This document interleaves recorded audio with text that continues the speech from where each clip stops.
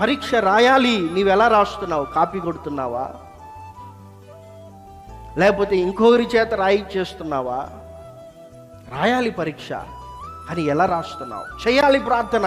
వీటన్నిటి నుండి అనగా జరగబోయేటువంటి ఈ యొక్క విషయాలన్నీ 7 ముద్రలు విప్పబడినప్పుడు జరగబడేటువంటి విపత్తుల నుండి, 7 బూరలు ఊదబడినప్పుడు జరిగేటువంటి విపత్తుల నుండి, 7 పాత్రలతో నిండి ఉన్నటువంటి దేవుని యొక్క ఉగ్రత భూమి మీద కుమరించబడినప్పుడు జరిగేటువంటి విపత్తుల నుండి నీవు తప్పించుకొని ఆ యొక్క మనుష్య కుమారుని ఎదుట నిలవబడుటకు శక్తి కలిగి ఉండాలంటే నీవు మెలకువగా ఉండి ప్రార్థన చేయాలి. అయితే ఎలా ప్రార్థన చేస్తూ ఉన్నావు? నీకు నచ్చినట్లు చేస్తున్నావా?